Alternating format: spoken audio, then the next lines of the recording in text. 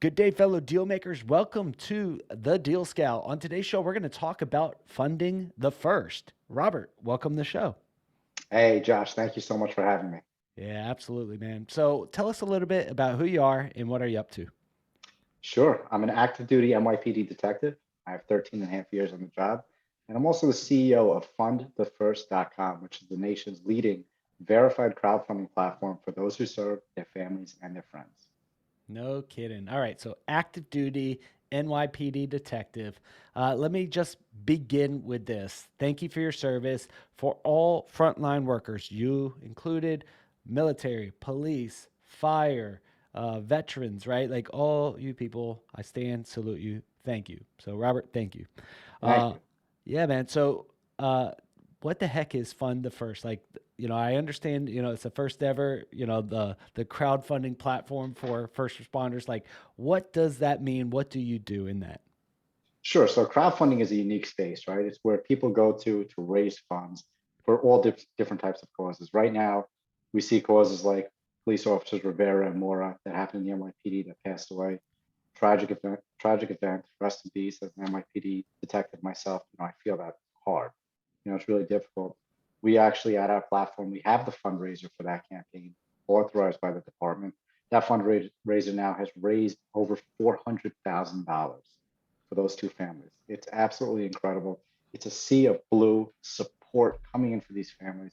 But what Fund the First does is we're a crowdfunding service. We're a platform similar to the likes of things that you've heard of: GoFundMe, Kickstarter, Indiegogo, Fundly. There's all these services out there. Believe it or not, there's 190 of them out Wow. there.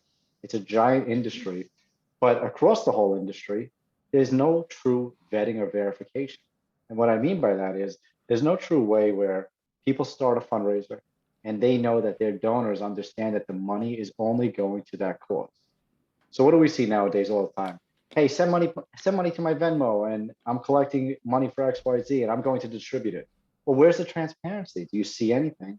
Do you know if the money's actually going there? Do you know how much money they're actually collecting? Nonprofits too. I mean, nonprofits, they do a fundraiser, and it's just a donate button. But you don't see how much money goes in until you review their IRS 990 statements at the end of the year. And then you see exactly what happened with that money. At fundthefirst.com, we're fully transparent.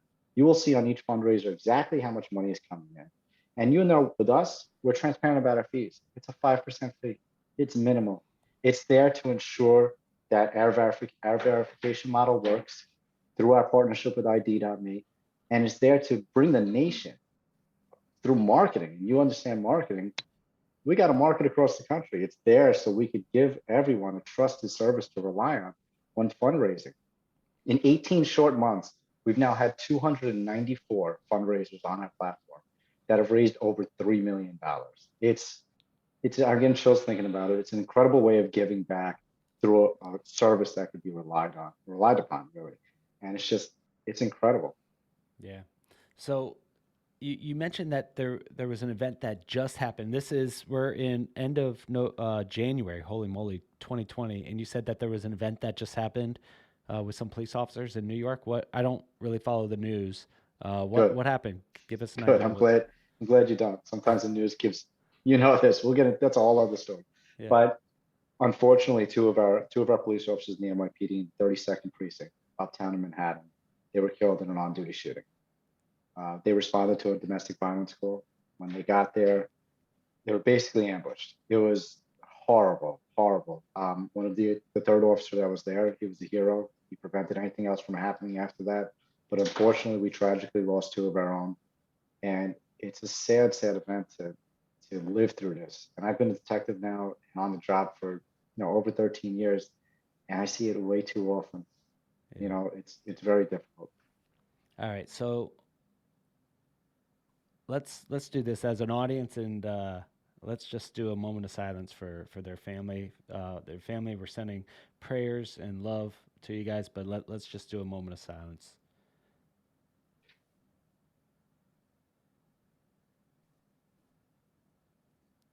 In that awkward moment of silence, there's a family that doesn't have a mom or dad. There's a family that doesn't, that was going to help, and now that doesn't, have a mom or dad that comes home during that time. And I'm a retired firefighter, and we've lost some of my friends to, the job, right? The fire or the job or whatever goes on in our mind. And it's tough losing a brother, losing a sister in this kind of world, man. So I'm sorry for your loss, bro. Thank you. Um, Now you said that as a result, right? Like one of the beautiful things that has come is you've seen a sea of blue, a sea of people that have said we want to help support that family, and you've helped raise over $400,000. Yeah, so our platform, it's the intermediary, right? It's a place where people will go to raise funds. Super easy to do. You visit fundthefirst.com, you click start a fundraiser, and you get started from there. What happened was the NYPD's bowling team, two of their members happened to work in that precinct, in the 32nd precinct where this happened. They contacted us and they said, hey, we want to do a fundraiser on your platform. How do we get started? I said, great, I'll help you guys out. But it's super simple. Again, you just visit the website, you click start a fundraiser, and you go from there. They created a fundraiser where the money is only going to those two families, the Riveras and the Moros. And our platform ensures that since the Riveras and Moros, since the immediate family cannot verify, and since those two police officers did pass away, we have a different verification process where the organizer actually verifies through our verification processor, which is ID Me. And again, it ensures donors that they understand money's going to that source. Now they started this campaign. First 6 hours, it was slow. There was a couple $100, and I got nervous. I'm like, oh no, we're here. We're giving you guys a great platform to use, and I got scared. But right after that, boom, it exploded, and again, in only a couple of days, it's over $400,000. I mean, it's been broadcast on every major network. It's been all over the country. People are coming together. There's almost 5,000 people that have donated to it.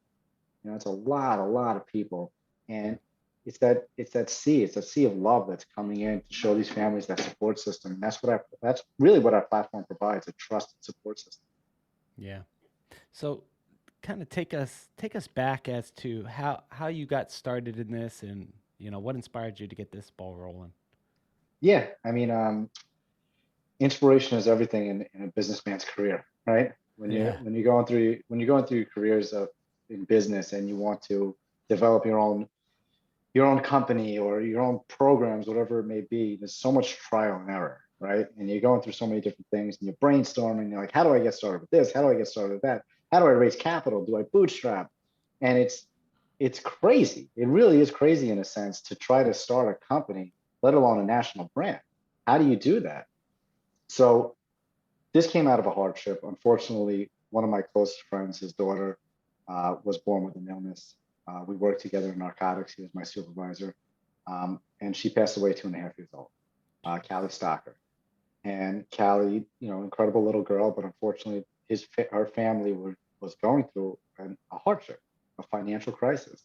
And they didn't want to utilize GoFundMe or Fundly or any of these other platforms because they were afraid of a copycat.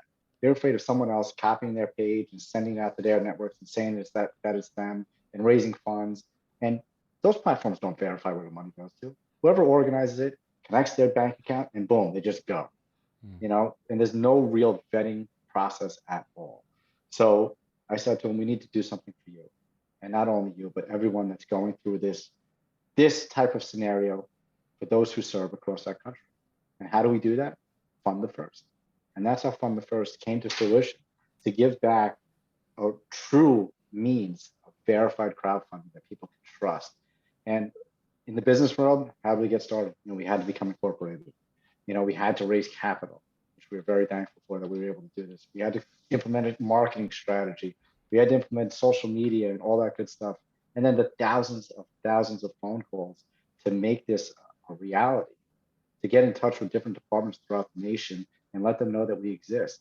And listen, it's still trial and error. Right now, we see every day a tragedy happens, unfortunately, in our country. Right? There were 3 firefighters that were just killed in Baltimore. There was a police officer that was just killed in Texas. There were more police officers that were just killed, shot in Missouri, in D.C. It's insanity, to be honest, what's going on right now. And the attacks on police and everything, they need some place that they can rely on, especially during these times of tragedy, that their families can really rely on. And we reach out. We do a lot of organic outreach to these departments, and we let them know that we exist. They say thank you, and then they use the other platform. It happens because they don't really, even though we've been everywhere and you could Google us like crazy, you Google me, you see us, it's the go-to. We're not the go-to yet, but we will be, and it takes people like you to give an opportunity for me to be on your show to explain that and why. We also offer as a platform what's called the line of duty give back program. It's the last thing we ever want to do, but we have it. And what that means is, for instance, this campaign with police officers Rivera and Mora, we gave back $10,000 to that campaign. We give back any line of duty death that the department endorses the campaign, we will donate $5,000 to. And that's what we do. That's what we did with this. Any line of duty injury, we'll donate $1,000 to. So we want to give back and show people that we're more than just a platform, we're a family. Yeah. You know, what I what I'm inspired by this is you created something out of a need that was close by, right? Like this wasn't, you weren't sitting in, MIT learning how to code websites and then you're like, oh, I see an opportunity, and you went after an opportunity. It's like you were trying to fix something that was close by. A fellow brother, fellow police officer was going through a situation, their kid needed help, and you dove in and helped. Now, the process of now is technology or marketing a background that you have, or because most police officers I know that I've run to calls with, they did not have a background in business. They did not have a background in marketing. They knew how to keep order or try to, right? So, Mhm. what was your background getting into this? My background was baseball. What? That was out of That left was my field. background. Baseball. Yeah, there we go. Pun intended, right? Yeah. Uh, my background was baseball. Coincidentally, my partner and I, Michael, he's our CFO of the company. He has a CPA firm up here in New York. Him and I played Division One ball together in college. We're very close friends, and we never thought about going into business together, but it just happened that, 2.5 years ago, it just happened. And it was great. Him and I, oh my God, perfect partners. We complement each other so well. I'm up here, he's down here, we level each other out. Yeah. So it's good. It's perfect. But I lost my train of thought now. Where was I going with that? What's your And background in the that? background, Or there we go. There yeah. we go. The background. So I actually have a psychology background. And coming into the job, I could utilize that to an aspect and different things that we relate to on the job. But when I got into narcotics, and I spent 7 years there, I did a lot of long-term investigations. And when you're doing a lot of long-term investigations, you're really diving deep into, background checks and different phone calls, different things you're going into, wiretaps, search warrants, and you're executing a lot, and you have a lot of things that you're managing at once. And I said to myself, I said, if I could manage a caseload where I'm executing 36 search warrants in one night and getting together 350 detectives across the entire city to execute those 36 search warrants and partnering with the FBI and Homeland to do this, if I could do a case like that, I could build a business. Why not? Why not? So that's where like the research in my head, I said, I got to do more research. I got to read. And I came across people like Simon Sinek, like Stephen Kotler. And those are like super influential people that talk about the mind and the things that you're capable of. Who cares what you study about in school? You could do anything in life.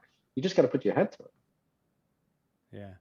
So, so you went through the process, you raised some capital. What was that like? So here you are, you're actually, I want to know what's your uniform look like? Because some detectives, don't have to wear the blues, or they can dress what they want. What was yours?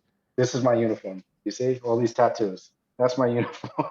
Yeah, that probably helps That- because then, that's my uniform. Yeah, all covered in tattoos. I mean, I did. I was only in uniform out of my almost 14 years, maybe 3 years of it. The majority of my career was in plain clothes and narcotics. Narcotics is a different world. You're out there on the streets all day long, buying drugs, selling drugs, not selling, I'm sorry, buying drugs, doing what? Yeah. this is You're a out there. recorded line. Yeah, yeah, yeah, don't tell anybody. So you're out there and you got to blend in. And I wasn't a guy that really had too many. I had one tattoo going into narcotics. And then afterwards I was covered. It Yeah. was just to blend in and play the role. I would grow my beard out all the way out. My hair would be down to my neck. I'd have zigzags in my head. I'd go crazy. That was my uniform of the day. I actually got hurt in November of 2019. So since then, I've been in a suit and tie basically every day. I don't like the suit and tie because that's not me. It's not who I am. Even as a business professional, I don't like to promote, CEO suit and tie. I'm not that type of person. I'm a very laid back, open, loose person. And I want people to see that. I don't Yeah. want to show up in the suit and tie and think that I'm a stuck up kind of guy. That's not me. Yeah. So I don't, that's just me. Everyone has their own personas and everything. But in my business space, in business world and me, Yeah. I'm in sweats. How did you are you able to talk about how you got hurt, or is that something you Yeah. can't Yeah. discuss? I mean, it was executing an arrest. That's all it was. Listen, I've done hundreds of search warrants in my career and fights and everything. And then this just during a drug buy, kid runs, fights, my shoulder pops out. That was it. I got two anchors in my shoulder now. No kidding. You know, I once arrested someone. I'm not an officer, but I did a citizen's arrest one There we day. go. Yeah, so I know how you feel. No, I have no clue. I have no clue. Yeah. There's this friendly battle that happens between police and fire. The guns versus the hoses, right? There's Yep. this friendly little battle that we have, but I consider you guys brothers, and I love you guys, and I love what you guys stand for and represent. So I'm sorry you got hurt, man. No, That's thank you. yeah, that's tough. But all right, so the question parlayed into raising capital, right? So Mhm. a guy who goes from buying buying drugs on the street for as a part of your job to raising capital, like what did you learn in narcotics and in that kind of world into raising capital? So when we became incorporated with Fund Yeah. the First, we said, what are we going to do? How are we going to really promote this? And the idea was just an idea. We had to build the website still. So when we brought this to the developers that we fell in love with, and I'm going to shout them out, Generations Beyond on Long Island. If you need developers, they are incredible, absolutely incredible. But we went to them and I brought them this gigantic idea, and they looked at me, they're like, we don't think that could happen, because there was so much integration that has to go into this platform, so much. And they're like, we can make it happen, but it's going to cost X. And I kind of turned white. I'm like, oh, you know, That's how do we 4 do years this? on duty to pay for that, right? Yeah, yeah. So said, how do we do this? So then I started researching our competitors, and I saw all of our competitors raise capital. And I said, if they all raise capital, post idea, when they actually had a platform, why can't we raise capital pre-idea, like a seed round, right? So I did a lot of research and a lot of reading. Luckily, one of our partners that came in at the beginning, he was big in the capital world, so he understood and was able to guide me in a way that was new to me. So we said, okay, we got to get a lawyer together. We got to draft a PPM. We got to say what's the valuation on this idea, right? And this is a detective who knew nothing about business coming in and talking about this. But now, setting a valuation to an idea based on projections of your competitors is extremely difficult. And we had to do that. And we went out after doing that, after drafting a PPM, and the PPM was very basic before we actually had the investors, and putting together a pitch deck on an idea. It was just graphs. It was nothing. It was, this is what we want to do. Help us get there. And we spoke to, oh man, Michael and I probably spoke to from November of 2019 to April of 2020. I want to say we spoke to easily 900 to 1,000 investors. Holy moly. Easily. That was multiple times a day, the same pitch over and over and over again. This is what we want to do. You know how many investors we got out of that? 2? How many? No, we got 42. Oh, that's awesome. It was a good number. We got 42 out of it, and it worked out great. It helped us streamline the build of the platform. It helped us to launch in July of 2020, which is why we've been live now for 18 months. It helped us to get some marketing plans together, insurances, integration of ID Me, everything that goes into a business. At pro forma, we had a million things on it, but we didn't need all those things. We don't have a business location. We're mobile. We're all over the place. We don't need vehicles. We don't need phones. So there's a lot of things in the pro forma that we put in projections to these investors that we didn't need. It was all basically things in our head that, okay, we need to put this on for the investors. They need to see this, but they didn't care. They want to know that they're going to make a return on their investment potentially. And in the market space that we're addressing, they will. They will. This is a big industry. Crowdfunding is growing. I believe it's a $6 billion industry right now. Yeah. And within the next 5 years, it's going to grow to a $25 billion industry. There's over 10,000 fundraising campaigns created daily across all of these platforms. Yeah. You know what's really cool? So how many investors did you get? That first round, the seed round that we did, 42, right? we got 42 investors. Yeah. So on one of my other shows, I just interviewed a numerologist. So anyway, I don't even know what the hell it is, but it's a guy who studies numbers. So like when you were saying 42, I was like, there's a movie. It's called The Hitchhiker's Guide to the Galaxy, and they said, "Do you know the answer to the universe?" 42. Jackie Robinson, number 42. How many investors did you get? 42. So there's something special Wow. with those Okay. that first group of 42 players. I was thinking baseball because I was talking to Jackie Robinson, but investors. How much did you raise on the idea? Are you allowed to tell us that? It's public record. We're Yeah. listed on Crunchbase, so everyone can see it anyway. $550,000. Awesome, man. So first at bat, raising capital, raised $500,000. Yeah. Yeah, Yeah. nice work, First man. at that. Thank you. That's really good job. So and then what you were able to do with 500K is you were able to help support and raise on your platform. I'm looking at your platform. What I see there is over $3 million raised for people, frontline workers, right? Yep. Yeah. That's a pretty cool return, right? And I'm seeing first responders, and I see under that category military, nurses, medical providers, teachers. Yeah, and then I see an all others. What falls under the all others? So what's unique about our platform is, Josh, even though you have, we won't use you as an example because you have prior background as a first responder. But let's use someone that doesn't have prior background, like my mother, for instance. She doesn't have prior background, right? My mother can organize a campaign on the platform for a first responder. That's cool. And then the first responder, military, medical provider, teacher, nurse is the one that verifies. But now there's the reverse also, where I can do a campaign for her. And I'm the one that's verifying to ensure the donors know that the money's only going to her. It's pretty cool. It's a great concept. Yeah, I think so. I mean, you might be biased, but I think it's a great concept too, right? Yeah. So, out of all the stories that came through, how many campaigns have successfully funded? There's quite a few that are at $0, to be Yep. honest. There's probably, I mean, you can scroll through them. There's a handful that are at 0. There's a handful that are at 100. There's a handful that are at 1,000, a handful at 10,000, a handful at 50,000. So it's really mixed. I like to say that every campaign is successful because they're taking the courage to actually put something out there and try to fundraise, right? Man. So if you don't take that extra step to give it a try, you'll never be successful. But at least they're giving it a try and putting it up on the platform and sharing it with their networks. So they were successful in that manner, right? And that's the Simon Sinek and me talking. But they were successful in that manner because they actually tried. Without trying, you never know. Sometimes you have to fail to get through things in life to make it to the next step.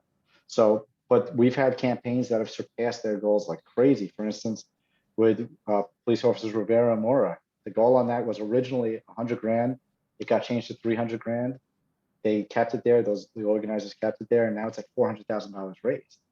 I mean, the campaign right next to that on the top campaigns we have, the goal was 100 grand to raise 200 grand. So there's, it's all about your network and sharing. And fundraising is a grind, just like raising capital is a grind. You got to ask, you got to hound people, you got to let them know why. What is your why behind this fundraiser? What is your why behind raising capital? What is your why? And until you explain that why with your fundraiser on our platform and really let people know why you're doing it and what it's intended for, that's when they'll donate, because then they'll have an emotional connection to it. And they say, you know what? I'll give that $1. I'll give $50. I'll give $100. Dude, that's really cool. So, as a group coming in, what's like? Let's just say I'm gonna give some money. What's the minimum and max that I could give to a campaign? You can give a minimum of $1 and a maximum of whatever your credit card's going to allow. Swipe that card, right? Swipe that card. Yeah. We So, had we had someone this morning accidentally, they donated to a campaign $10,000 and they emailed us immediately. They said that was an accident. Please refund. We only meant to donate $100. So it happens. Their credit card didn't deny that charge. So, but we yeah. refunded. We're right on top of that stuff right Nah, that's cool. So as you're doing this, some of these stories are emotional. I was scrolling through on our computer over here. I was scrolling through some of the campaigns, right? It's to the families of the people who have died in the line of duty or got injured, or 13 soldiers killed in Iraq or Afghanistan or wherever. And like some of this is emotional. You know, how do you handle that kind of emotional load seeing those kind of campaigns come through your platform? So I take it a step further, and I'm the type of person where I contact every single organizer and beneficiary on our platform. And I let them know that we're more than just a platform, we're a support system. And if they need to talk about anything, my line is open. I Yeah. always give it that extra go with it. I mean, it's the detective in me. We've been through it all in the job. You remember as a firefighter, how many tragedies did you respond to? Yeah, it's You know, terrible. it's difficult for us to deal with, but at the same time, we've learned how to almost not to say bottle it up, but we've learned how to cope with it. And we could give these people back something that maybe someone else wouldn't be able to because we understand the nature of it. Yeah. So through our platform, it's difficult. I mean, listen, I get choked up all the time talking to these families, and I try to refrain from really like breaking down, but I get choked up. It's difficult to talk to some of these families when they're screaming, crying their eyes out, and trying to just do this to fundraise, after losing a loved one. But also, it's not always about the hardships. There's countless campaigns on our platform and fundraising as a whole that you could do for any cause, really anything. There's business ventures you could do. There's, toy drives, whatever it is, there's so many different reasons. Unfortunately, fundraisers, people look at it and they always think tragedy, you know, which is okay, but people, they need to understand that there's more than just tragedy to fundraise. There's so many different options. Yeah. Nah, super cool what you're doing, man. Thank you. What's the future of this look like? The future is we want Fund the First to be a household name. We want Fund the First to be that verb, to be that go-to when people want to fundraise, because we know what the go-to is right now, and we want to combat that. That's why we were created, to combat the fraud, the scams, the duplicate campaigns, to give people something they can trust on. So our goal is to become a household name. Will we have to raise more capital? Sure, sure, we're gonna have to, to get there. But our team is strong, we're dedicated, we're motivated, and we want to give back to everybody. And we know the support system that we have through our platform, people are organically sharing this, and it's only a matter of time before this does become a household name across the nation. Mm, super cool. So as you go out, yeah, you would think I'd do this professionally, that I wouldn't have like this stumble on my words, right? So in my brain, all these questions are coming through, and my mouth has to try to catch up. So in this process of from baseball or background in learning psychology to baseball to detective and narcotics to raising capital to building a crowdfunding platform and software company, technology company, like where do you think, if you look at your personal growth, what is an area that you're surprised that you grew in? Like, what is one area in your world? Oh man, I gotta say all of my areas. I've evolved as a person so much, and I gotta hand it to my surroundings, my loved ones, people that have been there to support me. But my evolution really as a businessman came from the inspiration of my kids. And I gotta say, when I was growing up, I always wanted to be like my father, right? I wanted to follow in his footsteps, and I did. I went to narcotics. I got his detective shield. I did everything that he did in his career. He's the president of the little league in our town. I'm on the board. Hopefully one day I'll take it over. It's just nature of the game, and I'd love for my kids to do the same. But what I've also wanted to do, and this is where the motivation comes in for my children, I wanted to show my kids that you can be self-made. You don't have to go to school to learn what they want you to learn, to follow in someone else's footsteps. You could create your own path, your own destiny, with just a little hard work and determination. Yeah, super cool. So as you're building this, like what was the biggest hurdle you had to overcome to get this platform up and running? It's still a hurdle right now. The biggest hurdle is overcoming algorithms with social media. Hmm. Social media algorithms with, and I don't want to get political or anything with anything going on, but algorithms when marketing something first responder, military, medical provider, nurse, teacher based is very difficult. It's very difficult. A lot of things get blacklisted. We get blocked a lot. It's Really? unfortunate. Yeah, it's really unfortunate. So that's a major hurdle that we have. We'll overcome it. It's just constant fighting. We just got to keep going through it. But another hurdle that we have is misinterpretation of what we do. Now we have people where they think that we're a nonprofit, and we're the ones that are giving the funds to people. We have people that don't understand the concept of what crowdfunding is, so they don't exactly know what to do. So there's a major hurdle with that, and it's also, it's an awareness play. The hurdle is awareness, building awareness for fund first. Hmm. Super cool. So as you're going through, like you mentioned that the campaigns that could, people could start, they could see what kind of campaigns and categories, but like what makes, what kind of things other than a tragedy, other than a line of duty death or a passing, what other campaigns have you seen that were successful? Excuse me, Yeah, just no. drank seltzer, like burped up in my throat. I'm not editing that out. That's No, staying in don't. forever. Yeah, don't. Oh God, I'm sorry. Yeah. Um, so we've had campaigns on the platform. For instance, we built a tier incentive model into our platform, where when you click start a fundraiser, it's going to prompt you to make a couple of selections. You're either going to select if it's for myself, for someone else available, meaning they're readily available to verify, someone else unavailable, meaning they're not available, such as they're in hospital incapacity, they passed away. So the organizer would have to verify, or we'd have to do a manual verification process for the beneficiary as a whole. There's nonprofit option. We verified the EIN number, the address, the phone number, all that good stuff. Then there's a tier incentive. We built a Kickstarter model into our platform, which is awesome. You could, let's say you're starting a business, right?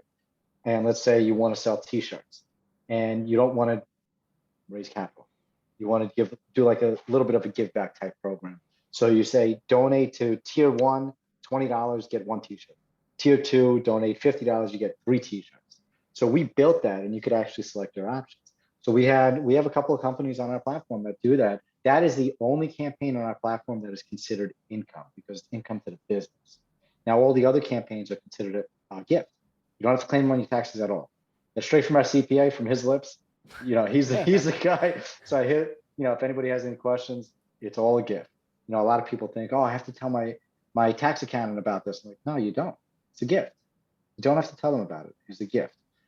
So the tier incentive campaign, we have multiple companies that are doing it. Our most successful one was Crayons Ready to Eat, which is a military guy from the military overseas. And if you're familiar with Marines, there's always that crayon joke, inside crayon joke. So he did Crayons Ready to Eat, all these different tiers, and he raised $15,000. So now he's in the process of building it out with that $15,000, and then he's going to be sending people their packages based on the tier incentive that they select. So that's an awesome cause that people have done on the platform. There's all different ones. I mean, there's a fire, use the platform. I mean, heck, we're not going to say no, but if you want to raise money for your son's new skateboard, if you could verify, why would we say no to it? Is it ridiculous? Yes. But, is anyone going to donate? Probably not. But by all means, it's available. You can do it. The only thing that we don't allow for on our platform, and there's a reason for it, is raising funds for legal fees. Now, sometimes that becomes, a little bit too politically motivated. And there's, way too much, it's too complex behind it. And also, people generally don't donate to causes like that. Yeah. 95% of donations that come into a campaign are from your own network anyway. And if you're sharing out a campaign saying that I'm going through legal battles, whether it be through a divorce, through whatever it is, people aren't going to donate. So that's the only thing we say no. However, we help them adjust the story in a way where the campaign can still go on. There you go. That's pretty cool. So you do a lot of as people are coming on the platform, you're giving them some guidance. And you're saying, hey, you might want to adjust this because this is what we've seen work. And this is still really new, right? Like in the industry as a whole, 2016 is when the Jobs Act came out where people could fundraise for their business. When did Kickstarter and those kind of groups start up? Those were Um, earlier. I know GoFundMe started in 2010, Okay. so they've been around a while. Kickstarter was a couple years after that, and Indiegogo. So Yeah. they've been crowdfunding as a whole has been around for a while, but as you said, in 2016, that's when everything was established for businesses to be able to do it. But it's a very, very young industry, Yeah. very young industry. And typically, what did crowdfunding used to be? Hey, here's a jar of money. Can you please? I'm taking a collection. That was crowdfunding. Yeah. You know, Pass the but offering now, plate, right? right, exactly, exactly. Yeah. So Well, now it's completely different. We're trying to tap into the industry and really do some damage, through yeah. good. What have you discovered in the business world is your superpower? To be able to talk to people. I could really talk to anybody. I will learn your background and then talk to you. So when I talk to investors, I will learn exactly what businesses they were involved in, any investments they've made, and then I'll address them about it because then they it's the wow factor. Like, oh wow, this guy did his research on me before speaking. So Yeah. anyone that I like to really get on a professional business call about, I like to do some research generally to understand, who I'm talking to, why I'm talking to them, and what their background is. So I could kind of like get a sense of how they're going to act because everyone needs that personal connection, the interpersonal connection, the kind of sense of humor also, right? And before, what just happened? Because of our backgrounds together, you as a firefighter and me as a police officer, I just burped on your podcast and you laughed, right? You Yeah. laughed. Now, if you didn't have that background as a firefighter, I would make a bet that you would not have laughed the way you laughed. Yeah. I'd make a bet. Our audiences, everybody that we address, everyone's different. Yeah. Now, if I did that with an investor on the phone, he'd probably be a click, off. So a little bit different. It's all about addressing your audience and addressing the person that you're with. So I tend to say that that's one of my superpowers. Cool. Yeah, I think that which is great, and it probably served you really well in narcotics and as a detective. Can Gift you of gab. spot what's that? It's called the gift of gab. The gift of gab. Well, the way the New Yorker says it, the gift of gab, right? Like, yeah, Yeah. what? Yeah. Yeah. So, give us in from the world of buying drugs and being a detective on to the deal side of the table, like where the deals are highly regulated, like you have to read tons of paperwork to become a crowdfunding platform. Like there's so many legal hoops. Like, but on the deal making side, what what gives you an advantage over people who don't have your background, on the streets? The ability to be able to sit down and actually read all that stuff and understand it. Yeah. Now, in narcotics, what we did was, a lot of what's called buy reports, and you're doing so many reports, and you have to get so detailed. Who are you buying the drugs from? Where were you buying the drugs from? What were they wearing? Everything down to the most minuscule detail. You're doing a wiretap, and you're doing a search warrant. You have to know all of your surroundings, everything. Where's different exits, where's different entrances. How many people are in the location, all that kind of stuff. Now, to be able to have all that information in my head from the point of a detective and then going into the business world and be able to say, okay, I don't care that this is a 54-page ppm. I'm going to sit there, I'm going to read it, I'm going to understand, because that's what I had to do as a detective. Why not carry that over into the business world? Crowdfunding portal, we did a reg cf also on Republic, if you're familiar with republic.com. Yeah. We did a reg cf on there. We didn't promote it at all. We just, someone recommended it to us. We said, we'll give it a try. We went through all the legal hoops and everything with the lawyers to draft, the whatever it was called. I forget what it's called to regulate through the SEC. Hmm. But that on there we raised $137,000 with no Nice. promoting at all. It Yeah. was pretty nice, but it was good. But again, reading all that paperwork and getting having an understanding of it, because with your business, whatever business that you have, if you don't understand your business and everything that encompasses it, you'll never be successful. You have to Yeah. understand everything. You have to understand the goods, the bads. You have to understand your negatives as well. Yeah. Yeah, we interviewed Chuck on this show talking about Oh Republic. yeah. So yeah, so He's a shoe guy. Next time you talk with him, ask him about shoes. Oh, cool. Okay, I will. He'll talk to you forever about shoes. He likes shoes. But yeah, so this is cool. So you raise capital, 42 investors. You raise capital on a crowdfunding platform yourself. So you got to experience raising capital through different venues, and now you're helping other people raise money for that. So Yeah. that is super cool. So as we're going through this interview, one of my favorite parts of this is I like to pull out one of these cards and ask a random ass question. Uh-oh. Yeah, so tell me when to stop. Stop. All right.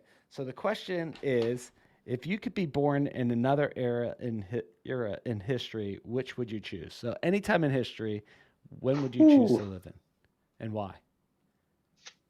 When would I choose to live in and why? See, you'd have to base it on education, right? Mhm. Do you have the same background if you're going back in time and living in that era as you do now? I don't know. You're like a detective. You're asking a bunch of It's questions. Like, pick a time period in history, and you could go back and you could blend right in. okay. If I could blend right in and go back in time, Yeah. I'd have to go right after post World War II.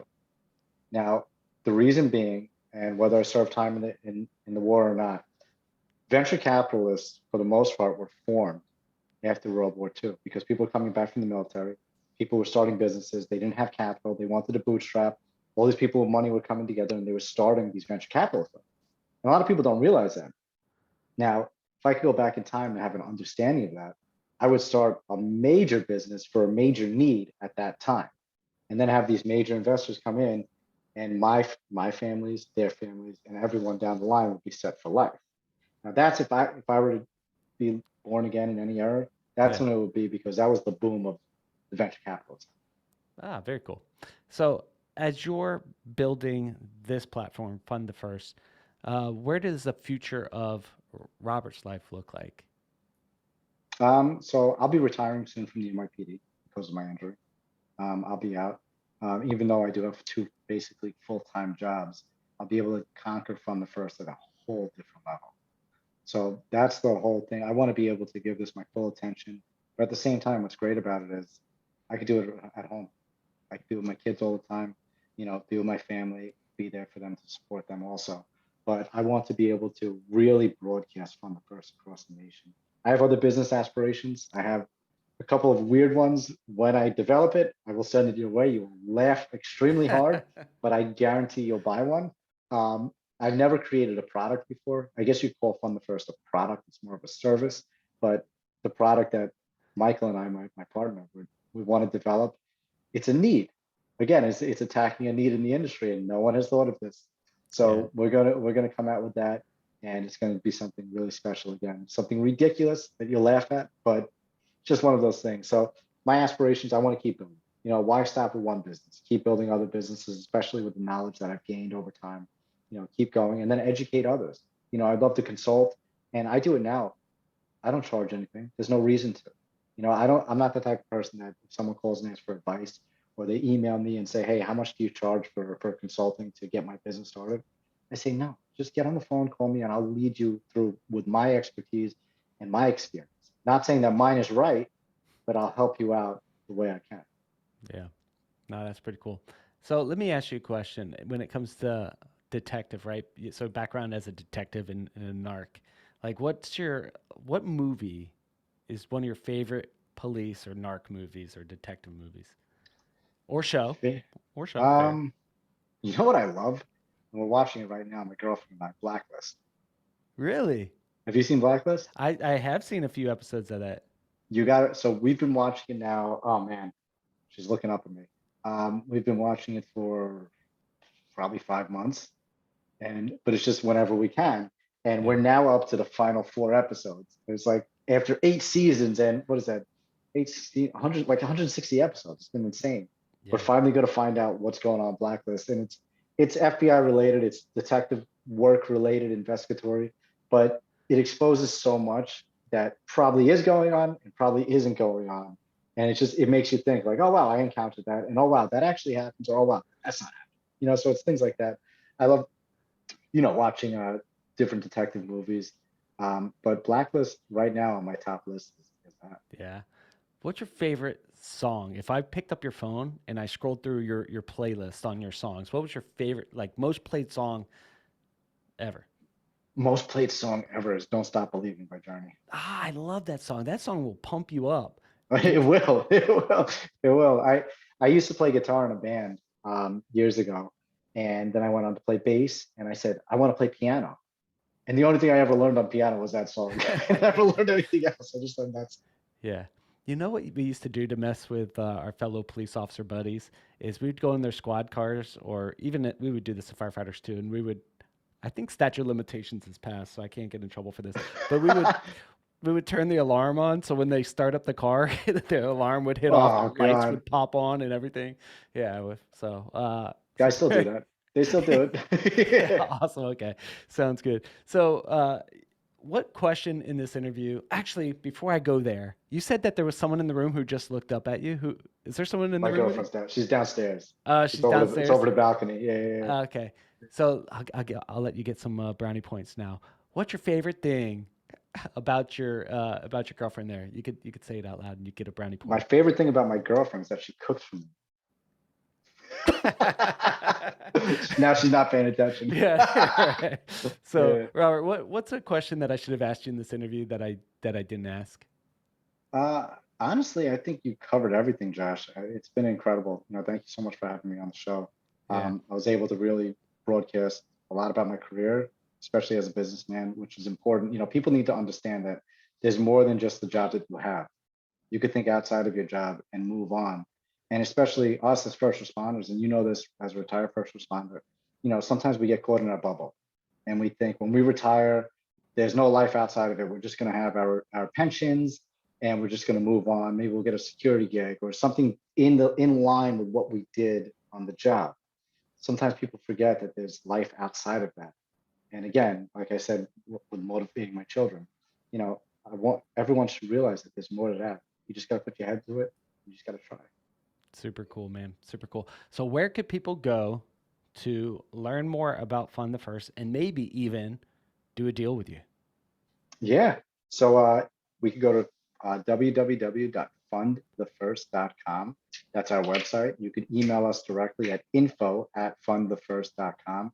My personal email is rgarland@fundthefirst.com. I'll even give my phone number because I'm open. It's 201-431-5686. And again, we're on social media everywhere. At Fund the First is everything. My personal is Robert D. Garland across every social media. We're very receptive. I'm very receptive also. I'm the last person that ever says, I don't have time for something. I Cool. always want to give an open line to anybody that tries to contact me and give them the time of day because you never know what someone has to say. Awesome. So, this show is all about scouting out good deals, good opportunities, and hearing the stories of fellow deal makers. So, Robert, thanks for coming on the show. For all first responders, frontline workers, those who serve, once again, I stand, salute you.